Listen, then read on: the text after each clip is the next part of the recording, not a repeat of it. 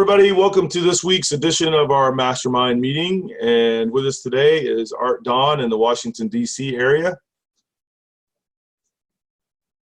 Say Hey, something, Art. everyone. Yeah, everything's good. Harry Legg up in the Verona, New Jersey, New York City area. Hey, how you doing? Jim Kelly in Boca Raton, Florida.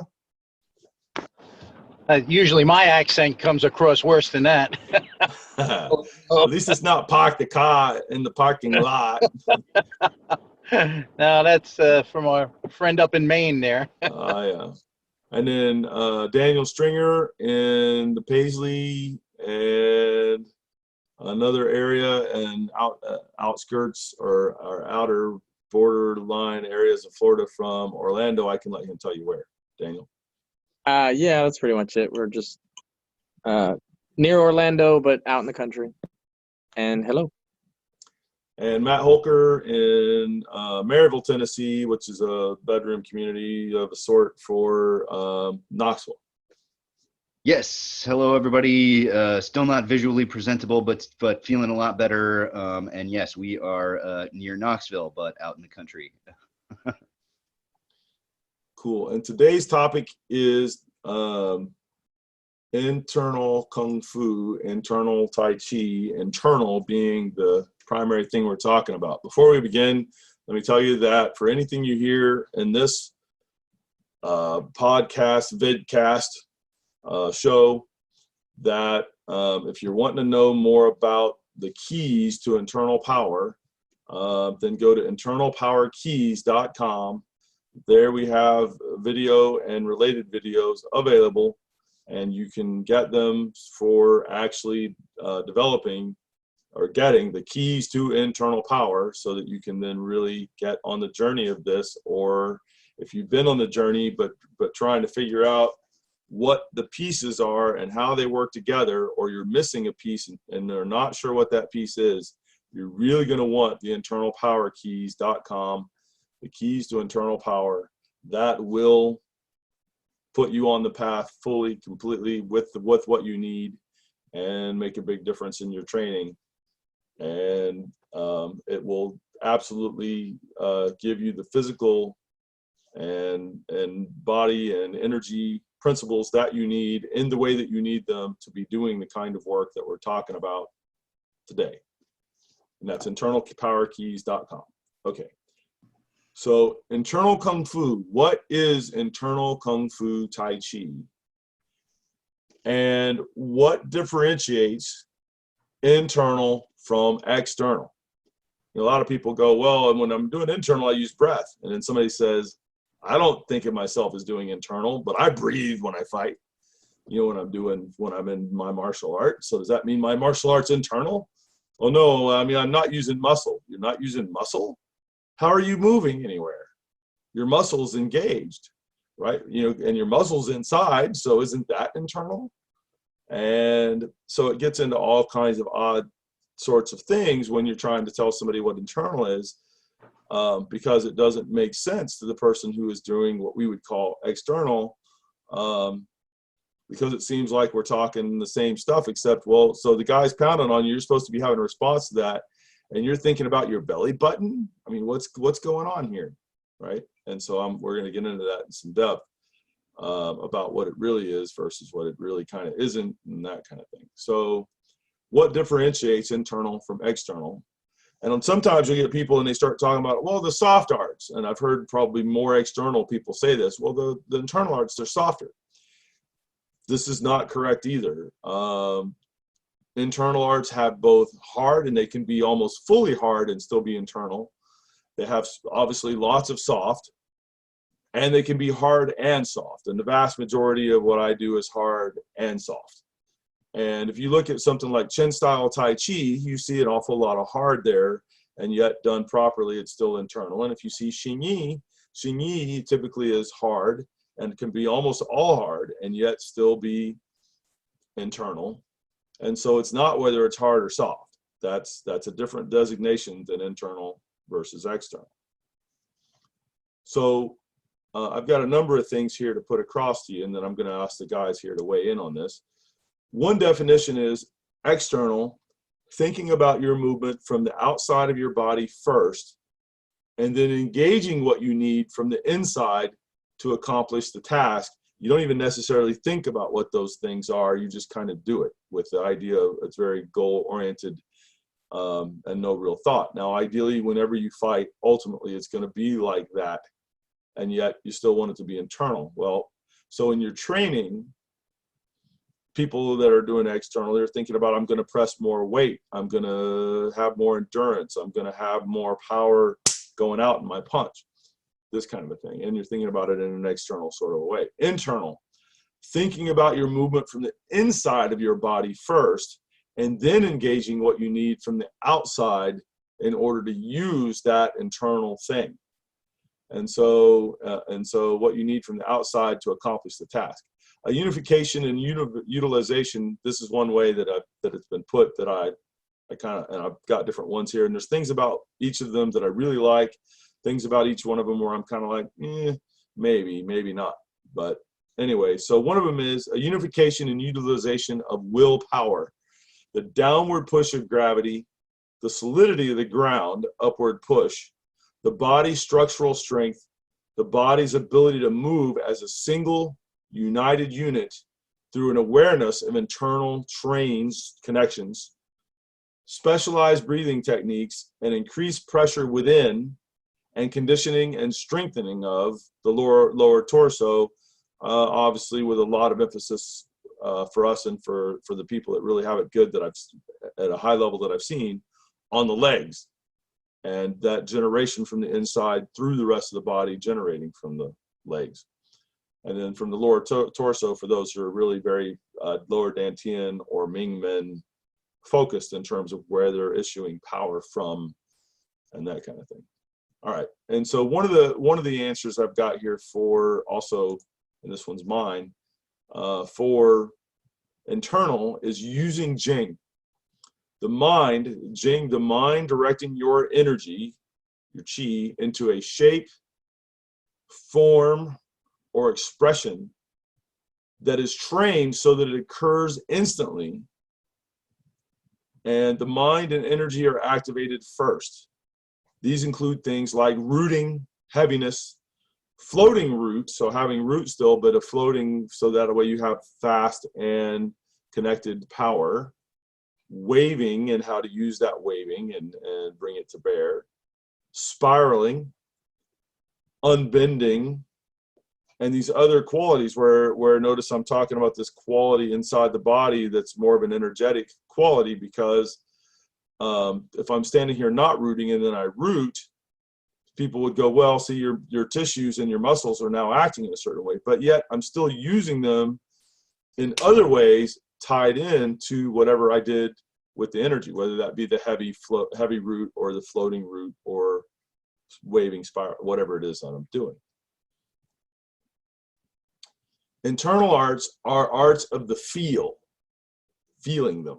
Internal arts operate function based on subjective perceptions of the body, feel or kinesthetic awareness, perceptual qualities, as experienced by the mind.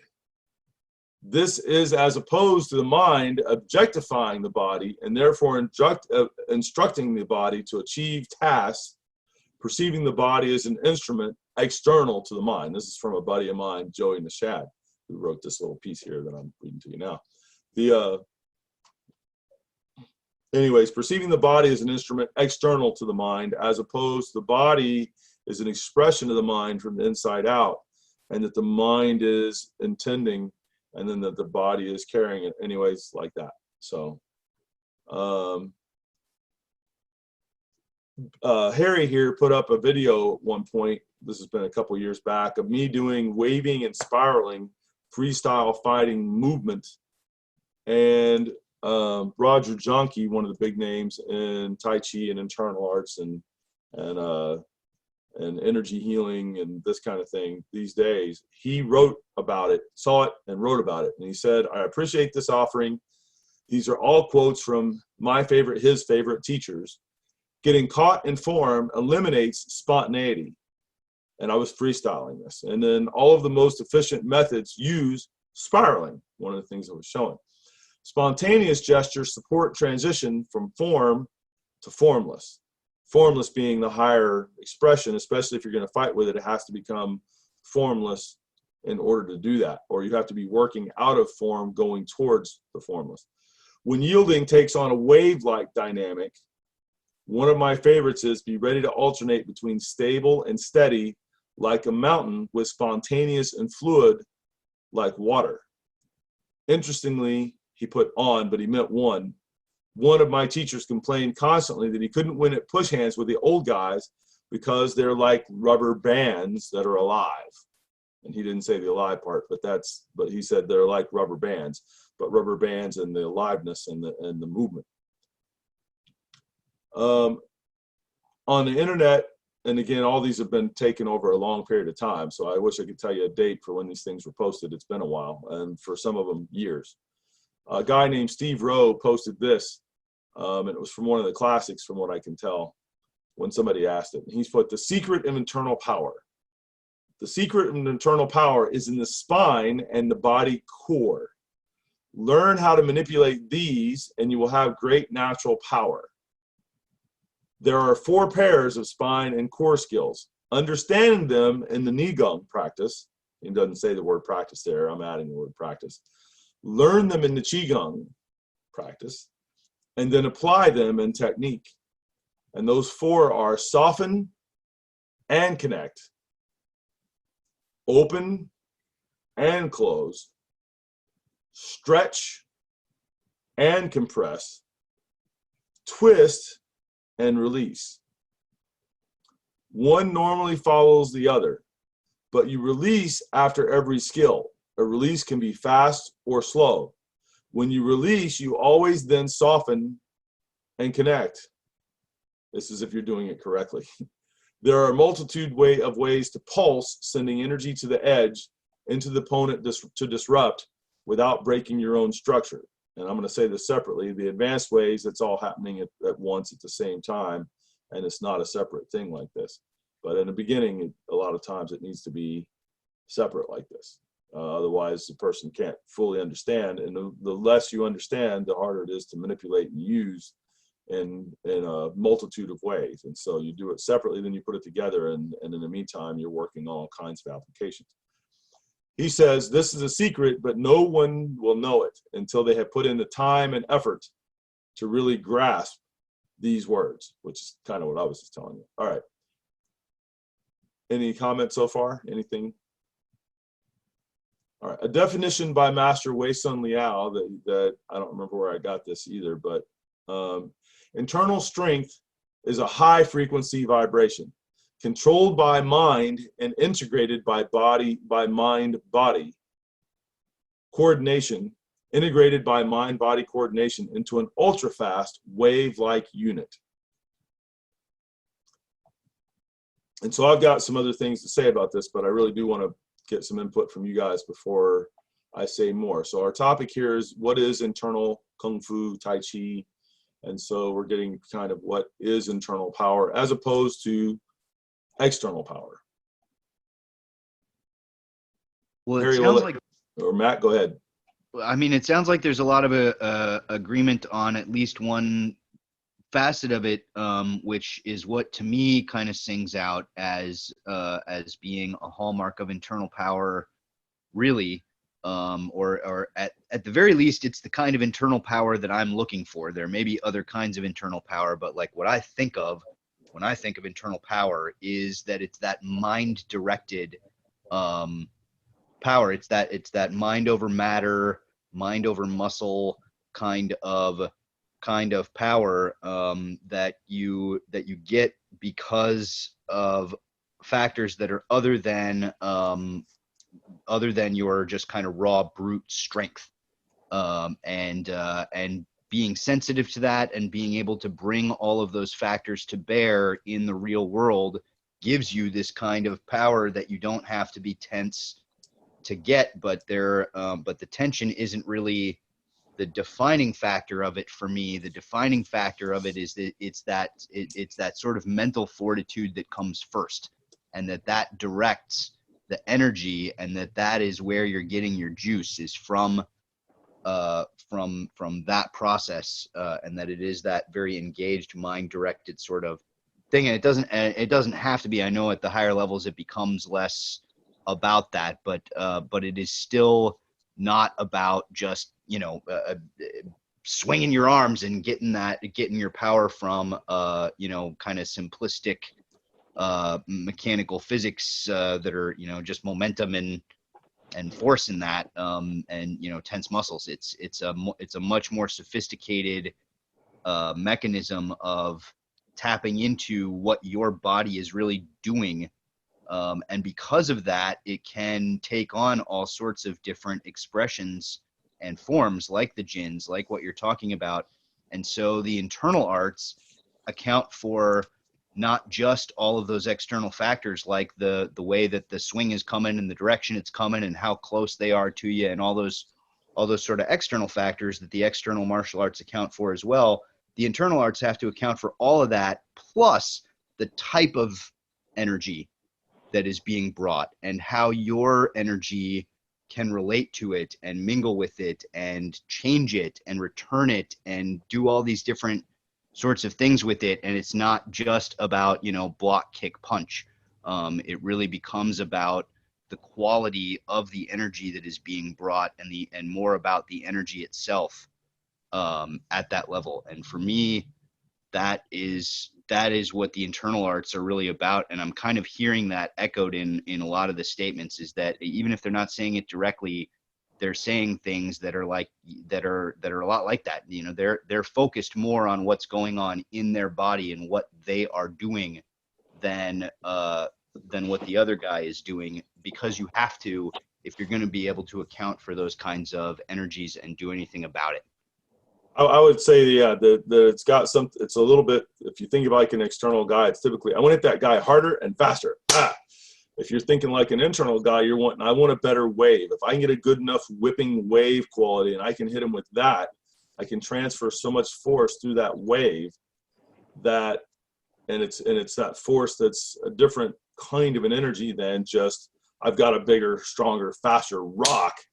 It's that I've got this wave, or I'm spiraling something that's then transferring from me and going across to them.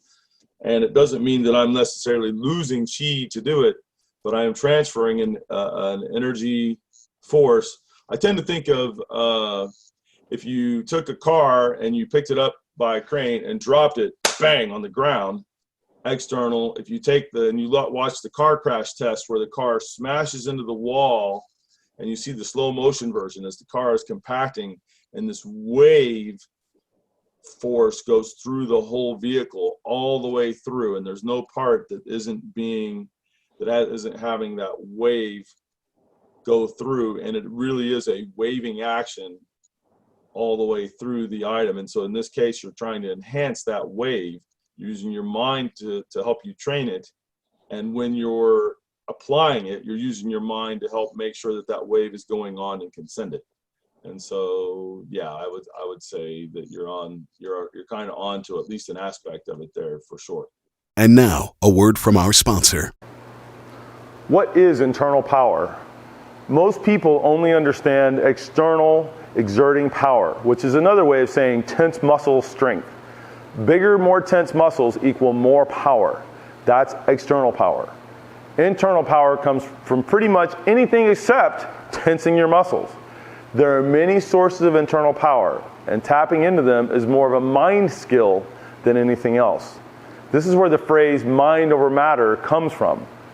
My name is Richard Clear, and internal power is what I do. Students come to me for the mind over muscle secrets of internal power that are hard to find anywhere else. Over the past 40 years, I've figured out how to get students on the fast track to effortless power. I created a one-of-a-kind online program that is getting such amazing results for my students that I put a money-back guarantee on it. Find out more at internalpowerkeys.com. That's internalpowerkeys.com. Thank you.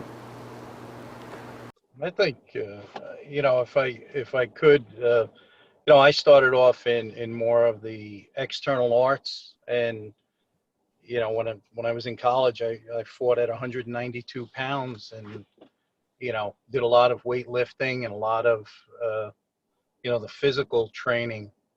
And, I could hit and kick and everything was good. But I think at some point it progressed.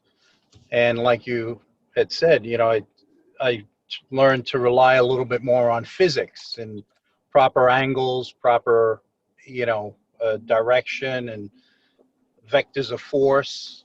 And since studying with you, I think it's moved to a whole different level with, the intent and actually feeling the other person's body, feeling their energy, uh, being able to anticipate what they're trying to do, and fighting that more with the jings and with the energy. So it's I know I got into a short debate on the internet with somebody, and without experiencing these things, it's hard to describe them or hard to classify them or quantify them. And this has been one of the interesting things about learning all this stuff. So yeah. So in any kind of discussion like that, there's two things. One is I talk about the difference between a blunt force trauma. You hit somebody on the head and their head, a knot starts to, they start to bloop and swell up where the impact was made on the surface, versus you pop them with like a soft open hand, for lack of a better way to say this, that's designed to transfer across, and the surface either shows a little bit of redness or whatever, or nothing. And yet inside, if somebody like examined them later, now there's a big bruise, inches or even more than a foot inside of them, that then swells up, and the damage is on the other side of that surface instead of being on the surface. And so there's that. And so we can talk about the kind of force and where that force gets delivered to. And then the other thing is that people think, well, I thought about my chi and then I'm going to strike them with the chi. That's what people who are uneducated in this have a tendency to think you're saying. And so you have to be very careful to go, I am not saying that. I'm saying I think about generating a really good wave, and when I hit you, instead of trying to hit you with blunt trauma, I'm trying to hit you with that wave force touching you and continually moving inside of you after the point of contact, that I'm trying to get it to spread in and extend past. And the way I'm doing that is by generating a very good wave and having my mind on, into, or through you instead of on the surface of you. And those kind of things. And then I don't think about it in the spot like, wait a minute, I want it to do this. I train to make it that, so that when I go to strike, that's already where my mind, where my mind is at the time. That's where that force wants to go. And all I have to do is focus on that, the same way that you look at the top of my head to hit me in the head.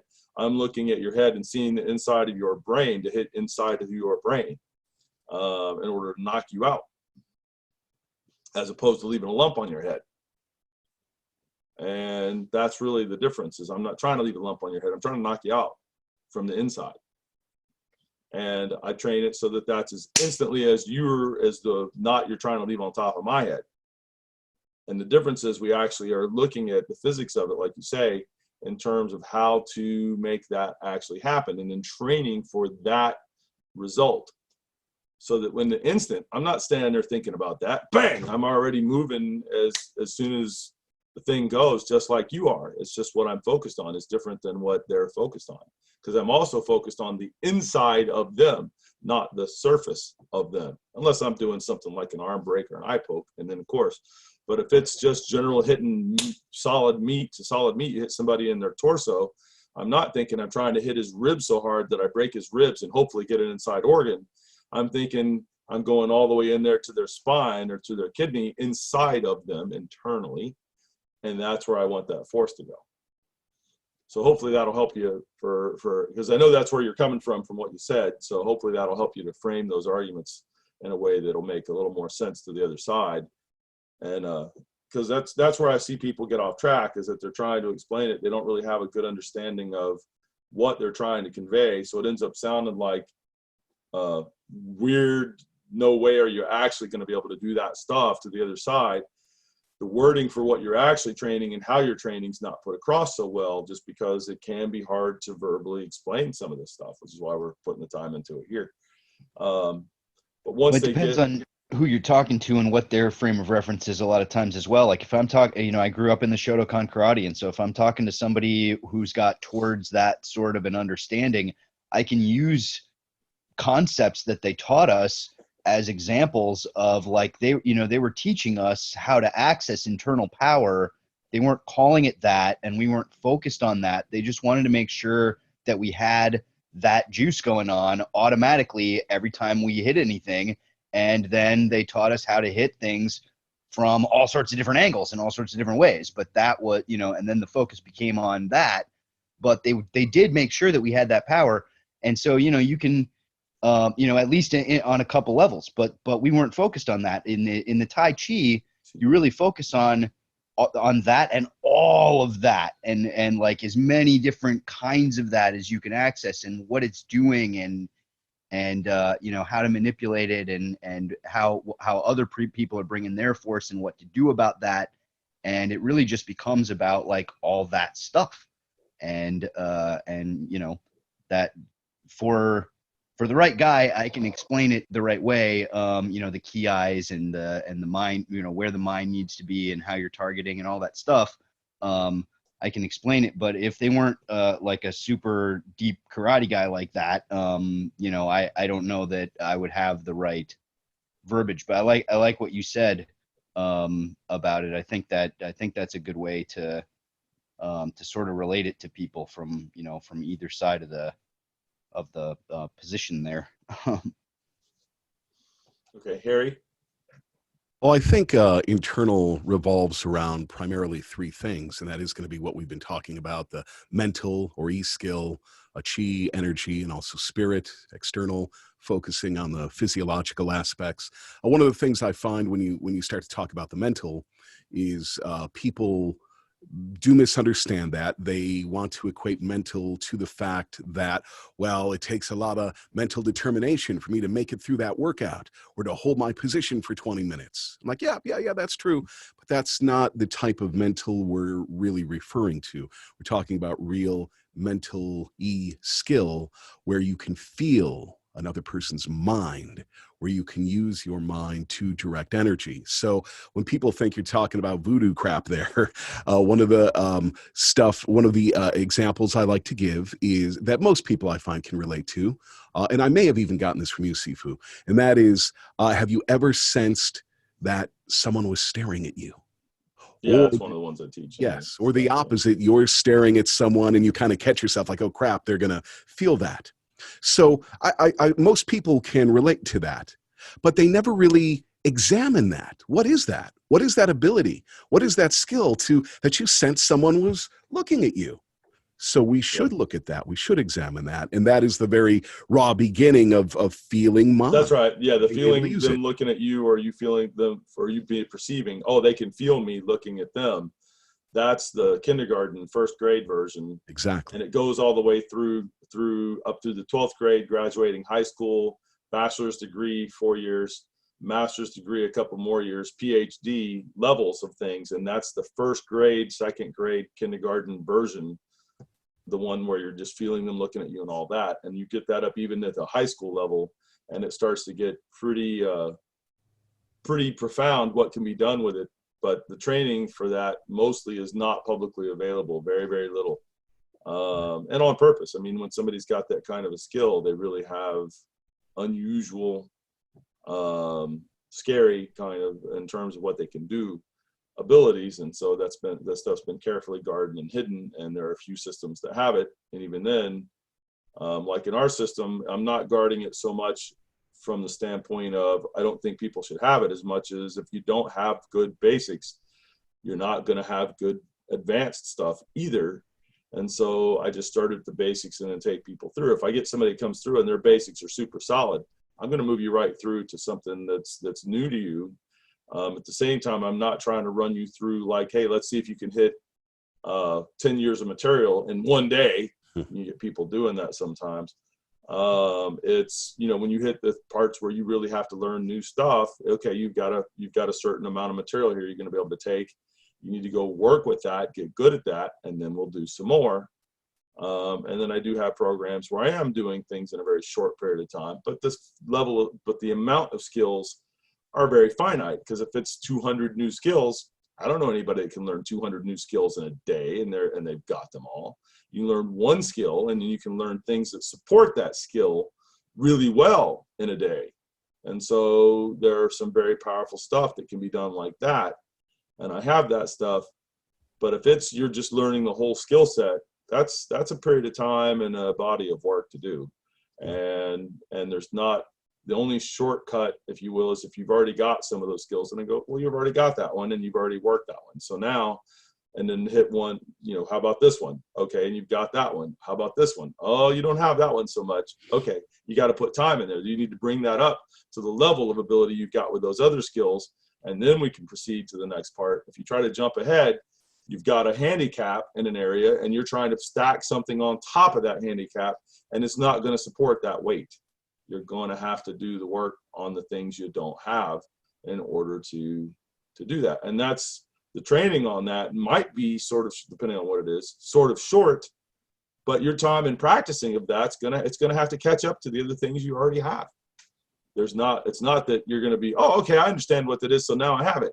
It's one thing to understand it, another thing to be able to do it, another thing to be able to do it well and fully at a level of competency and at a level that is, you know, if you've got everything else at the 12th grade level, and this is right now at the kindergarten level, you're going to have to get it up to the 12th grade level. That's not going to happen instantly for a whole lot of skills. You're going to have to put in some time. It can happen quickly, especially when you know what to work, but you are going to have to put in that time. There's not a shortcut to that. And that's all encompassing of all the various skills, not just mental or easy. That's right. That's right. So the same for energy, chi. There is a quote, and I actually have it here from Albert Einstein that I really like. It goes, everything is energy, and that's all there is to it. Match the frequency of the reality you want, and you cannot help but get that reality. It can be no other way. This is not philosophy. This is physics. So even our thoughts. I love it. Send me a copy of that, please. I will. Yes. Yeah, that's great. And then Albert Einstein said that you go argue with Albert Einstein. I'm not going to argue exactly. So it helps that we like and agree and are trying to work with exactly what he said there. But in the meantime, when somebody's going, no, that ain't true. Okay, you go argue with Albert. I'm not going to do that. Exactly. So in saying everything is energy, that includes our thoughts. Our thoughts create reality, and our thoughts are nothing but energy, or chi, if you want to use that word. One of the things that people realize how different, and this is something I've seen with the coronavirus, a lot of people have realized, man, this reality is really different from the way that I've lived my life up till now. And some people are really stressing because they're like, I just want to get back to my reality. And then there's a few like people that have noticed me, been like, you don't seem to be stressed about it. It's because my reality, my outlook on things is that this is all a construct of our reality, of the way we perceive reality to begin with. And so that construct is taking a hit right now, but I am not taking the hit. The way that I tend to perceive reality is different during the coronavirus, probably after the coronavirus, than it was before the coronavirus. And of course it would be. But a lot of people can't differentiate how they perceive reality versus reality. And so then there's a cognitive dissonance there that really is hard for people because of it. Sorry, go ahead. That's what I had. Oh, cool. Yep. Yeah, make sure I get a copy. That's great. I'll put that on the wall. I will. I've got the spot already picked out where I'm going to put that. So, cool. All right, Art. Well, my first introduction to internal Kung Fu, and well, I'll just keep it to Tai Chi to make it easy and to hopefully explain it clearly, was that internal Kung Fu involved meditative aspects in the performing of the art, in the sense of you want to be relaxed without being sort of limp or flaccid, and you want good, steady, deep breathing, sort of abdominal or Dantian breathing. Whole body breathing, ideally, And for us. yeah, well, yes, thank you. And a quiet, calm mind. And I realize that in the overall application or practice of internal arts, that's very basic, but it. But fundamental.